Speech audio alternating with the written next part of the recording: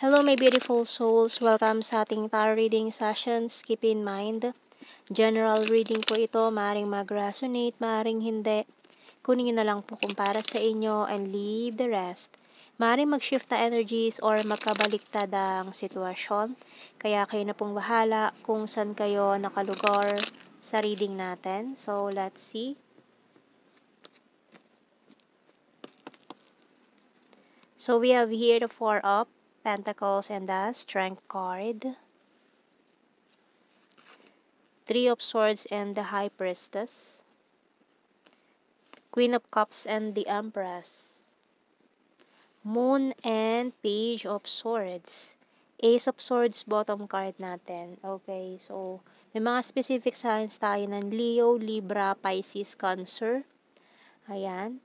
And itong taong ito na maaring may mga signs nun ay hindi pa rin totally nakaka-let go yan.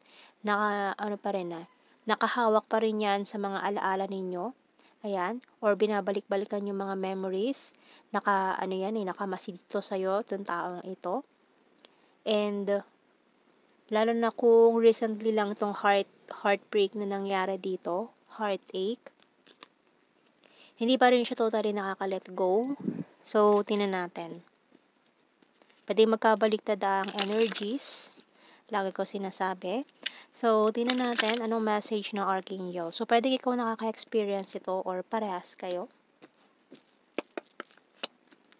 Moon cycles. Ang lakas ng mga energies ng mga water signs dito. Archangel Haniel, notice how the moon affects your energy and manifestations. Capitalize upon these cycles. Ayan. So, tingnan natin sa signs and symbol cards. Parang narinig ko tuloy yung Talking to the Moon na song ni Bruno Mars. Trying to get to you, ganyan. So, parang this person is trying, nagsusumbong siya sa buwan. Ayan, nagsusumbong siya na bakit ganun kinahinatnan yun itong taong to. Compass. Deep well.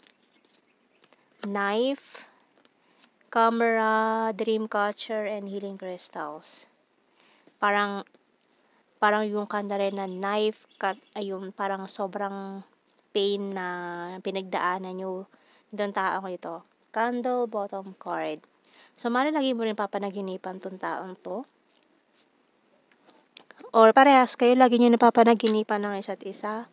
Hindi nyo pa rin makalimutan yung mga nangyari noon. May intuition, choose you. I want solid foundations. Feeling betrayed. I want to grow old with you. I want to see you this weekend. Keeping tabs on you. I'll start to save money and this is not over yet. So talagang hindi pa siya makaget over. Ayaw niya pang tapusin yung nangyari. Or itong connection nyo, ayaw niya tapusin. No? Hindi niya matanggap na hanggang dun lang yon. Sinasabi niya rito hindi pa tapos. And tired and need rest. Kumbaga kung napagod, papahinga lang yan.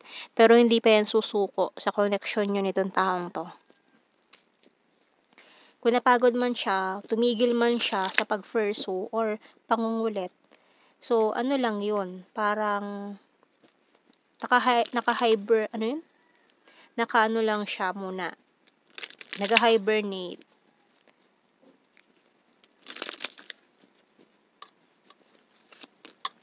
I want to feel that way again. I left you before you could leave me. It was my fault, but I blamed you. I feel you leaving me behind. I wish things could be different. I knew exactly what I was doing. You and I were too young. So may mga immature decision na nangyari dito in the past. I lost myself for a little while. I want to tell you how I feel. So, pero mag-ano yan eh. Gagawa yan ng way para magkita kayo, magkausap kayo. So, kasi hindi niya matanggap. Hindi niya matanggap na hanggang dun lang yun. Kaya, gagawa yan ng way para maayos pa yung dapat ayusin.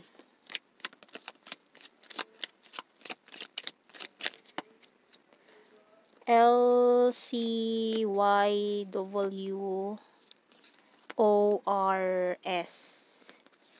VZ bottom card letter D. Kung may mga nasabi man siya na hindi maganda or masakit na mga words, ayan, so mukhang babawiin niya. Gusto niya bawiin yung mga nasabi niya sa'yo. Kuha tayo ng blue card. Soulmate. Ayan, no, nagsisisi naman siya. Regret dun sa mga nangyari. Marriage. Ayan, mukhang ikaw din yung, kung hindi man kayo kasal, ayan, gusto niya yun na mangyari in the future. Kaya, hindi siya papayag na hanggang dun na lang yun.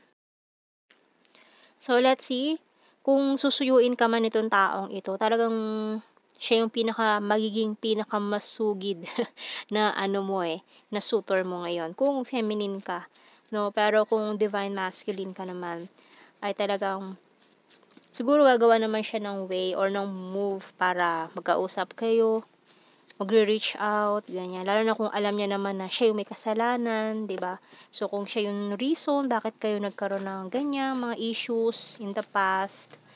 So tingnan natin. We have here Aquarius, very serious and weird. Very lucky. Future lover, caring, green-minded, Cancer sign, and funny. Sword is air sign, Gemini, Libra, Aquarius. Smart and athletic. Number 3, kind-hearted, ex-lover. Number 4, earth sign is Taurus, Virgo, Capricorn. South PH, selfie-holic, quiet person, hilarious. Patience, please.